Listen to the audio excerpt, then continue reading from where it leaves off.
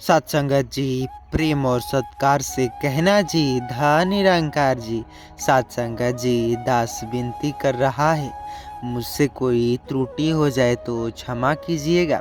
अक्सर हम सभी जानते हैं कि सतगुरु बाबा की फोटो हम अपने घरों में या फिर दीवार पर लगाते हैं। जैसे हम कहते हैं, क्यों लगाते हैं? आज हम जानेंगे। फोटोज लगाने का भी कारण है। लोग कहते हैं कि मुझे कमेंट आया था कि अगर हम सतगुरु निरंकार की ये तस्वीरें लगाते हैं तो हमारे साथ क्या होता है। आइए जानते हैं वह क्या होता है जिसके साथ जो अपने घरों में ये तस्वीरें लगाए हुए होते हैं। एक कहानी के माध्यम से समझेंगे, जिस कहानी को सुनने के बाद आपके मन से यह भ्रम हट ही जाएगा या फिर क्या सच है जान ही पाएंगे। वीडियो को लास्ट तक देखिएगा। चैनल पर नए होंगे चैनल को सब्सक्राइब कीजिएगा। अक्सर गांव में ये सत्य प्रश्न उठते ही हैं। जैसे गांव का नाम एक सतपुरा था। यह एक छोटा सा गांव था जहां हर घर में गरीबी थी, लेकिन दिलों में भक्ति और सच्चाई की भरमार थी। इस गांव में लोग अपने अपने ईश्वर को, गुरुओं को भी पूजा करते थे। एक दिन गांव में एक संत आए जिनका नाम बाबा सतगुरु था। उन्होंने अपनी दिव्यता से पूरे गांव को प्रेम और करुणा से सरोबार कर दिया। जैसे कहानी की शुरुआत होती है। संत निरंकारी बाबा अपनी सरलता और सादगी के साथ लिए प्रसिद्ध थे। उनके चेहरे पर सदा ही शांति का भाव उत्पन्न आता था और उनकी आंखों में करुणा का सागर लहराता था। जब उन्होंने सतपुरा में कदम रखा तो उन्होंने गांव के मंदिर के जो कि अपना डेरा जमाया। लोग धीरे धीरे उनकी शिक्षाओं की ओर आकर्षित होने लगे।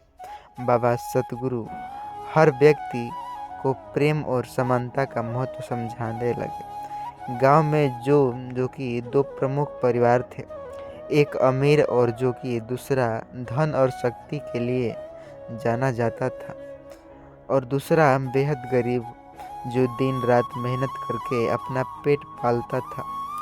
दोनों परिवार बाबा सतगुरु के पास आए। अमीर परिवार की परीक्षा कैसी हुई आइए जानते हैं।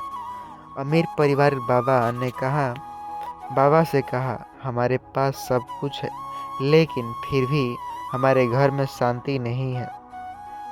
हमें ऐसा लगता है कि जैसे हमारा धन भी हमें खुद सुख नहीं दे पा रहा है। बाबा जी मुस्कुराए और कहे, तुम्हारे घर में जो चीज़ सबसे ज़्यादा कमी है वह है सच्ची भक्ति। क्या तुम अपने घर में मेरी तस्वीर रख सकते हो और मेरे उपदेश का पालन कर सकते हो? अमीर परिवार ने तुरंत हामी भर दी। उन्होंने बाबा जी की तस्वीरें अपने भव्य घर में रख ली, लेकिन उनका जीवन वैसा ही रहा। गरीब परिवार की कहानी। जैसे गरीब परिवार बाबा के पास आया और विनम्रता से कहा, बाबा हमारे पास कुछ भी नहीं, बस आपके आशीर्वाद और आवश्यकता की ज़रूरत है। बाबा ने उनसे भी कहा कि तुम भी मेरे उपदेश का पालन करो और मेरे नाम का स्मरण करो। मेरी तस्वीरें अपने घर में रखो। गरीब परिवार ने बाबा के हर शब्द को अपने जीवन का मंत्र बना लिया। उन्होंने बाबा जी की वरदान जो कि तस्वीर अपने छोटे से झोपड़े में रखी और हर दिन उसकी शिक्षाओं का पालन किया करता। परिवर्तन की शुरुआत। समय बीतता गया। अमीर परिवार ने बाबा की तस्वीरें को रखी थी, लेकिन उन्होंने उनकी शिक्षाओं को अपने जीवन में नहीं अपनाए। वे अपनी पुरानी आदतें में व्यस्त रहते थे। वे अपने धन के कारी जो कि धन के घमंड बन रहे थे और उनके घर में कलह और अशांति बनी रही। दूसरी ओर गरीब परिवार ने न केवल बाबा की शिक्षाओं को माना, बल्कि हर दिन प्रेम, करुणा और सत्य को अपने जीवन में उतारा। उन्होंने दूसरों की मदद करना शुरू किया। अपने छोटे से झोपड़े में भी जो साधन था उससे दूसरों के लिए साथ बांटा। एक दिन गांव में भयंकर तूफान आया। तूफान में कई घर नष्ट हो गए, लेकिन जो सबसे बड़ी बात हुई यह थी कि अमीर परिवार का भव्य मकान पूरी तरह से ढह गया। वहीं गरीब परिवार का छोटा सा झोपड़ा जो कि सही सलामत बच गया। लोग यह देखकर दंग रह गए। लोगों ने बाबा से पूछा, यह कैसा हो सकता है?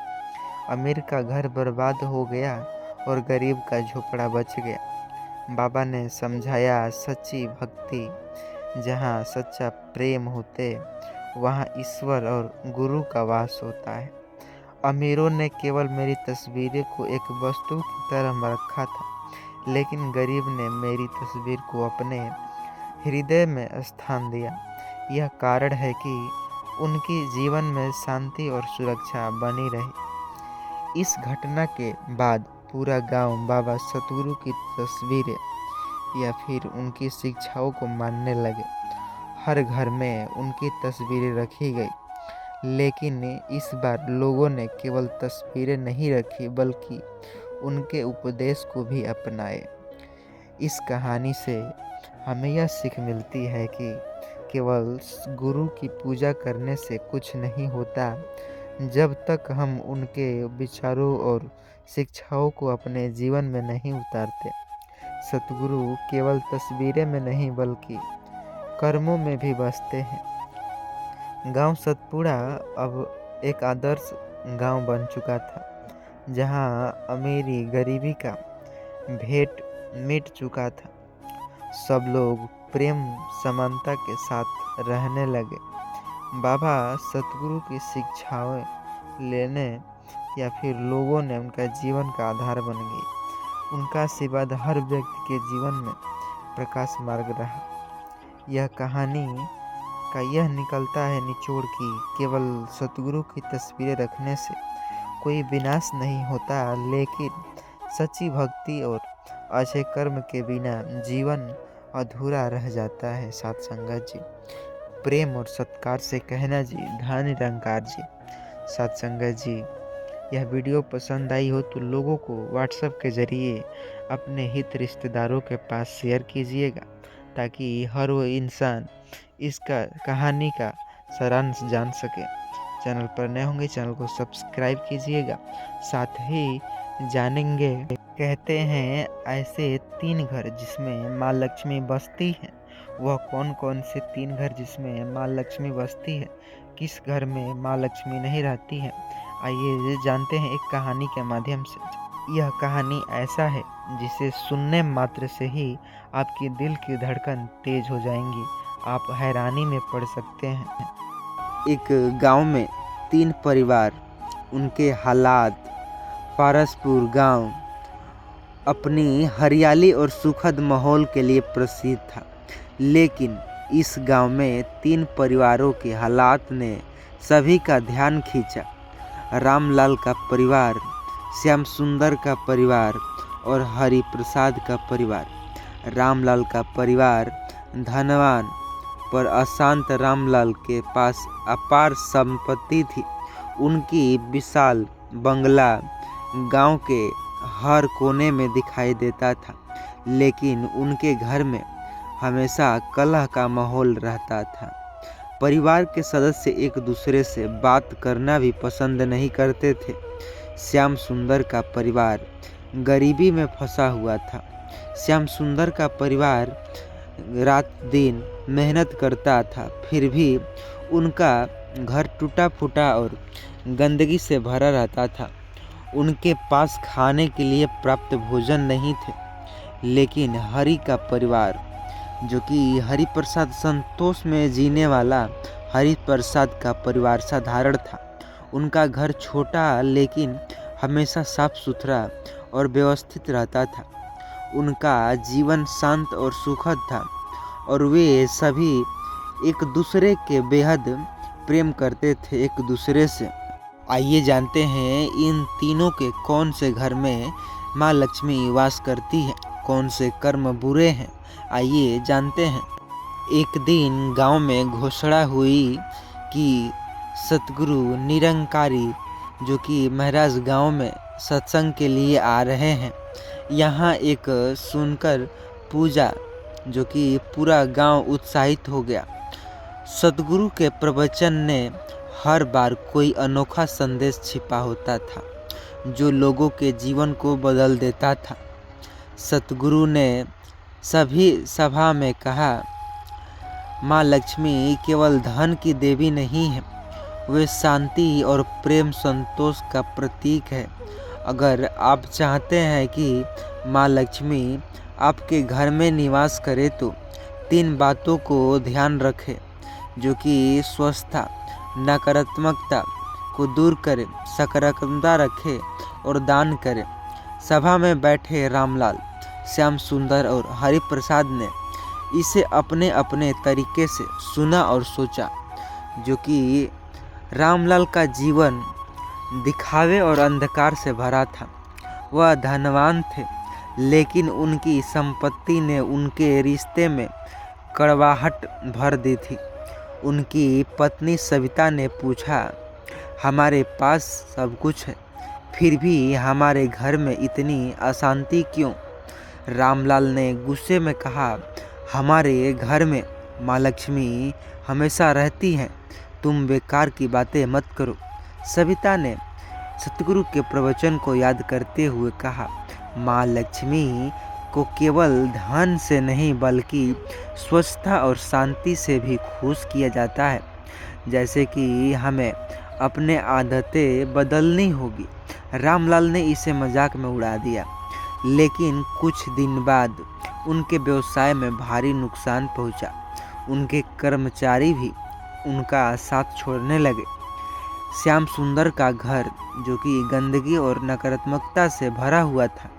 उनकी पत्नी गीता हमेशा शिकायत करती थी, हमेशा जो हमारे घर में कोई खुशी नहीं, माँ लक्ष्मी हमसे नाराज है क्यों? जैसे श्याम सुंदर ने जवाब दिया, शायद हमारी किस्मत खराब है। सतगुरु के प्रवचन के बाद गीता में फैसला हुआ और किया गया कि वह अपने घर को साफ सुथरा बनाएगी, और हरिप्रसाद ने ऐसा ही किया, जो कि उनका विनाश होते आपने देखा ही। आपने सोचने के तरीका बदलाव लाएगी। हरिप्रसाद जो कि एक सतगुरु के प्रवचन का पालन से ही करता था। उनका घर स्वच्छ था और उनकी संतोष से भरा उनका जीवन था। उनकी पत्नी राधा ने कहा, हमारे पास ज़्यादा धन नहीं है, लेकिन हमें इनकी आवश्यकता भी नहीं है। माँ लक्ष्मी हमारे घर में संतोष के रूप में ही निवास करेंगी। कुछ ही महीनों बाद सतगुरु ने फिर गांव में एक और प्रवचन दिए थे। इस बार उन्होंने कहा, माँ लक्ष्मी वहाँ नहीं जाती जहाँ लोग दूसरों का अपमान करते हैं, गंदगी और अव्यवस्था रखते हैं, दान और सेवा से दूर रहते हैं। सतगुरु ने यह बताया कि माँ लक्ष्मी केवल धन की देवी नहीं, वे करुणा, सेवा और शांति का देवी है। रामलाल ने महसूस किया कि उनका अहंकार और कठोरता ही उनके घर की अशांति का कारण थी। उन्होंने अपने व्यवसाय में कर्मचारी की मदद करनी शुरू की और अपने परिवार को समय देना शुरू किया। धीरे धीरे उनके घर में शांति लौट आई। गीता में जो कि घर को साफ सुथरा रखा था, नकारात्मक बातें जो कि बंद कर दिए। उनके विचार पढ़ाई में बढ़ने लगे। उनके बच्चों की जो से श्याम सुंदर की मेहनत रंग लाई। उनके घर में सुख शांति लौट आई। हरिप्रसाद का परिवार, हरिप्रसाद और राधा ने ज़रूरतमंद की मदद करना शुरू किया।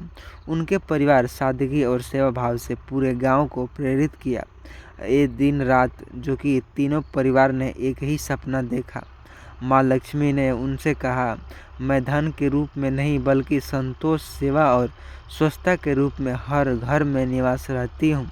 जो लोग इन गुणों को अपनाते हैं उनके घर में मैं हमेशा सदा साथ रहती हूँ। गांव में बदलाव की लहर दौड़ी थी। सभी ने सतगुरु के प्रवचन को अपनाया। लोग अब अपने घरों को स्वस्थ रखते, दान करते, ज़रूरतमंद की सहायता करते।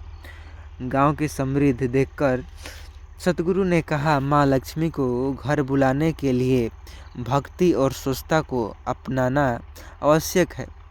जैसे इस कहानी से हमें यह सीख मिलती है कि स्वच्छता, सकारात्मकता और सेवा से ही माँ लक्ष्मी प्रसन्न होती है। धन का सही उपयोग तभी संभव है जब उनमें सेवा का भाव हो। सच्चा धन संतोष और शांति है। आशा करता हूँ यह विचार आपको पसंद आई हो। चैनल पर नए होंगे, चैनल को सब्सक्राइब कीजिएगा। इस वीडियो को ज़्यादा से ज़्यादा लोगों तक शेयर कीजिएगा, रिश्तेदारियों के पास, ताकि हर वो इंसान जान सके। बाकी बात करें